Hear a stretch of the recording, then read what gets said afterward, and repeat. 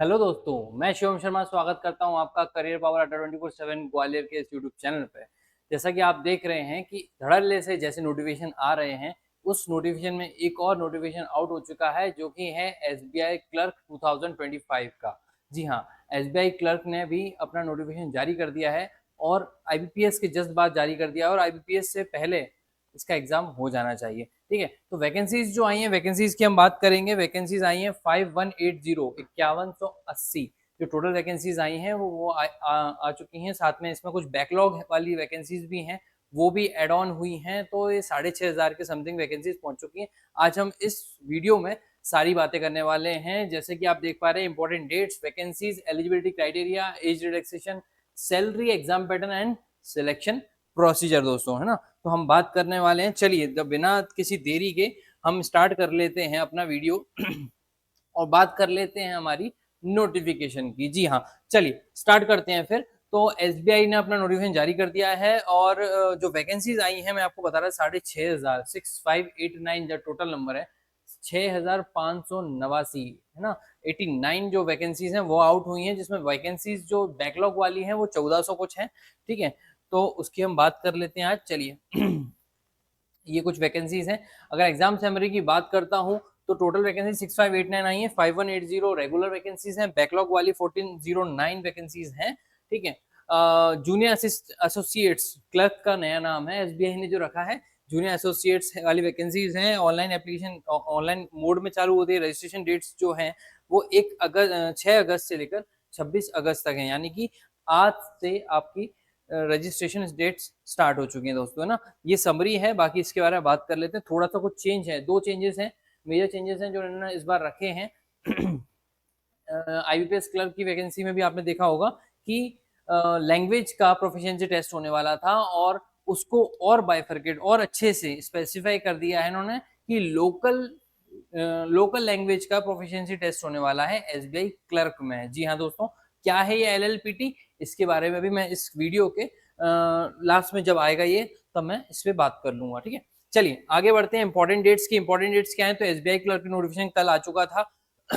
आज से इसका नोटिफिकेशन आज से इसका अप्लाई जो है वो आप कर सकते हैं 6 तारीख से, और लास्ट डेट जो रहने वाली है दोस्तों वो 26 अगस्त 2025 रहने वाली है। ठीक है, ये चीज याद रखिएगा। एग्जाम डेट क्या है, एग्जाम डेट एक्सपेक्टेड रखी गई है, जो कि है 20, 21, 27, 28 सितंबर के लगभग आपको एग्जाम मिल जाएगा। और आईबीएस क्लर्क की अगर बात करता हूँ तो वो अक्टूबर में जाने वाला है, स्टार्टिंग फर्स्ट वीक में, है ना। तो उससे पहले ही होने वाला है। तो आपको आईबीपीएस क्लर्क और एसबीआई क्लर्क दोनों को ही साथ में लेके चलना है, ये चीज याद रखिएगा।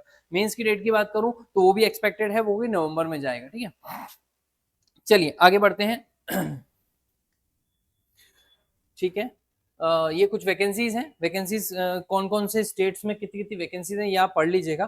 ठीक है, टोटल जो वैकेंसीज मैं आपको बता देता हूँ, 5180 वैकेंसीज आई हुई हैं। और बैकलॉग में अगर मैं बात करूँ, बैकलॉग में 1409 वैकेंसी आई हुई हैं। ठीक है, चलिए अब थोड़ा कंपैरिजन अगर मैं बात करता हूँ कि लास्ट ईयर से ज्यादा, क्योंकि देखो इस बार आशा थी कि वैकेंसीज लास्ट ईयर के जैसे ही बम्पर भर्तियां आने वाली हैं, लेकिन वो चीज नहीं हुई। जो उस आशा पे पानी फेर दिया है एसबीआई ने। और लास्ट ईयर में देखा जाए तो 14,191 वैकेंसीज आउट हुई थी, और उसका आधा भी नहीं है ये, है ना, आधा भी नहीं है जो वैकेंसीज आई है इस बार। तो 1/2 हो गया है वैकेंसी का, 6589 ये वैकेंसीज इस बार आई हुई है ना। आप देख सकते हैं लास्ट ईयर 2017, 18, 19, 20 इस सारा वैकेंसीज का दिया हुआ है। कंपैरिजन किया हमने तो देखा जाए तो काफी कम वैकेंसीज आई हैं लास्ट ईयर के कंपैरिजन में। ठीक है, पर हमें वैकेंसीज पे नहीं जाना दोस्तों, हमें सिर्फ 8 सीट चाहिए, उसके लिए हमें जी तोड़ मेहनत करना है। चलिए आगे बढ़ते हैं। ठीक है, अगर मैं एलिजिबिलिटी क्राइटेरिया की बात करूं दोस्तों, तो एलिजिबिलिटी क्राइटेरिया में एजुकेशन क्वालिफिकेशन की अगर बात करता हूं तो एजुकेशन क्वालिफिकेशन की डेट याद रखिएगा। इस बार बहुत जो मैं कह रहा था, जो दो मेजर चेंजेस हैं वो है कि पहली बार ऐसा हुआ है किसी बैंक ने अपनी जो एजुकेशन क्वालिफिकेशन के लिए जो डेट रखी है वो पहली बार जो है वो 31/12/2025 रखी है। याद रखिएगा, लास्ट दिसंबर, मतलब 2025 का आखिरी दिन रखा है। मतलब कि जो बच्चे लास्ट ईयर में हैं, इस बार लास्ट सेम दे रहे हैं, लास्ट ईयर में हैं, और वो अगर ये सोच के बैठे हैं कि यार मैं इस बार अपना डिग्री जो है वो ग्रेजुएट होऊंगा, उसके बाद नेक्स्ट ईयर ही एग्जाम में अपेयर हो पाऊंगा। तो दोस्तों आप लोग जाग जाओ, आपके जागने का भी टाइम आ गया है। ये जो वैकेंसी जो डेट दी है इस वैकेंसी में 31/12/2025, दैट इज अगर 31/12/2025 ऑन और बिफोर 31/12/2025 से पहले या 31/12/2025 तक भी आपके पास आपकी प्रोफेशनल डिग्री भी आ जाती है, ऑनलाइन भी आ जाता है। अगर रिजल्ट आउट हो जाता है, आपकी डिग्री कहीं भी आ जाती है, ऑनलाइन ऑफलाइन कहीं भी, कि हाँ आप पास हो चुके हो, आपके पास डिग्री आ चुकी है फाइनल, तो आप इस एग्जाम में अपेयर हो सकते हैं। तो याद रखिएगा, एलिजिबल हैं तो मैं कहूंगा फाइनल ईयर स्टूडेंट जितने भी हैं वो इस एग्जाम फॉर्म को जरूर फिल करें ना। ये मत सोचें कि यार मैं इस बार पास हो रहा हूँ अगली बार दे पाऊंगा, नहीं,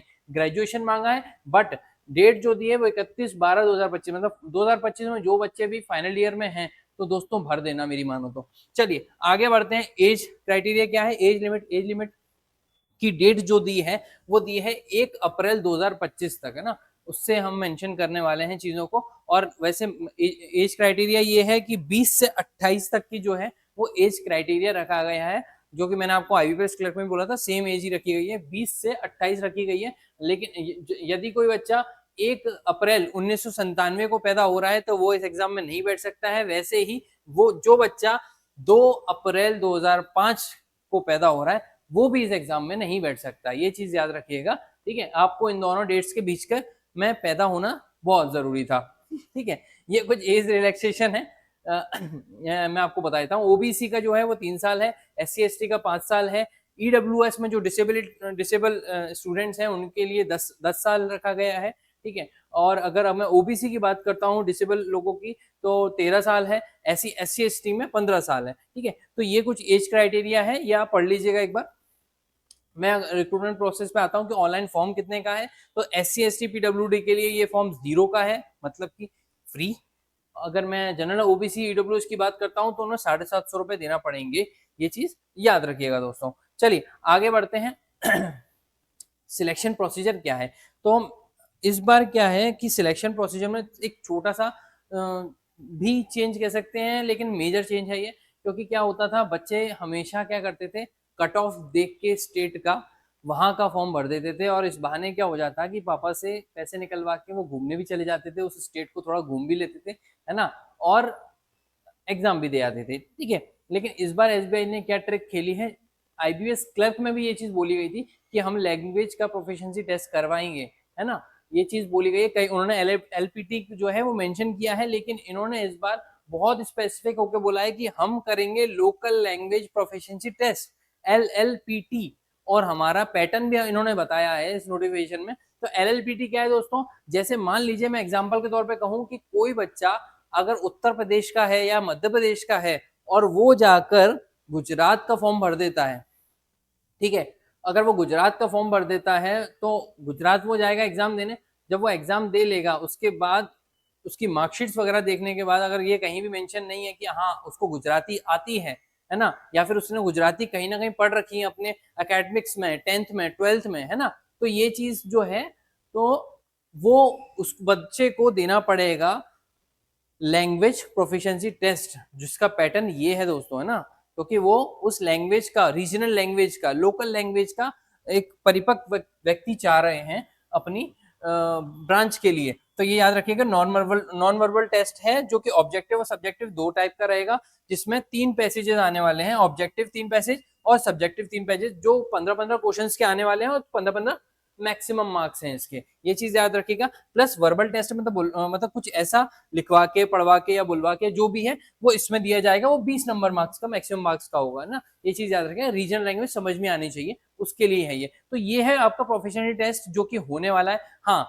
इसमें एक और एग्जाम्पल देता हूँ, जैसे मैं, शायद आप इस मेरे पहले वाले एग्जाम्पल से अच्छे समझ गए होंगे, इससे एक और चीज समझ सकते हैं। जैसे मान लीजिए कोई बच्चा मध्य प्रदेश का है, मध्य प्रदेश का रहवासी, मतलब ओरिजिन से रहा है कि हाँ पैदा यहाँ हुआ, लेकिन पापा का ट्रांसफर हो गया मान लीजिए तमिलनाडु, या फिर आप मान लीजिए कर्नाटक का ट्रांसफर हो जाता है, तो बच्चे की जो एजुकेशन है, और पैदा होने के बाद बच्चे की एजुकेशन हो रही है कर्नाटका में, तो वहां की जो लोकल लैंग्वेज है कन्नड़, तो कहीं ना कहीं उसने रीजन लैंग्वेज का एग्जाम दे के वहां पास किया होगा 10th और 12th, या 10th पास किया हो या 12th पास किया हो, और फिर वो वहां से एग्जाम भरता है, तो फिर आपका प्रोफिशिएंसी टेस्ट नहीं होगा। क्यों नहीं होगा? क्योंकि वो आपकी जब मार्कशीट देखेंगे कि हाँ आपने कन्नड़ में 10th पास किया है या कन्नड़ में 12th पास किया है, तो वो समझ जाएंगे कि आप रीजनल लैंग्वेज के लायक हैं, मतलब आपको रीजनल लैंग्वेज आती है। तो वहां पर आपका LPT, local LLPT, local language proficiency test नहीं होगा दोस्तों। ये दोनों एग्जाम्पल हैं, आप समझ लीजिएगा इसमें कि आप कैसे सेट हो सकते हैं। ठीक है, तो मेरा मानना यह है कि आप उसी स्टेट से फॉर्म भरें जिस स्टेट की आपको लोकल लैंग्वेज आती है दोस्तों, याद रखिएगा ये चीज। ठीक है, आगे बढ़ते हैं, थोड़ा सा एग्जाम पैटर्न की बात कर लेता हूं मैं। एग्जाम पैटर्न की बात करूं तो एग्जाम पैटर्न में कोई चेंज नहीं है, वही है। प्रीलिम्स का जो एग्जाम है, English language 30 question 30 marks, duration कितने 20 मिनट। सेम न्यूमेरिकल एबिलिटी अगर मैं बात करूं 35 क्वेश्चन 35 मार्क्स 20 मिनट।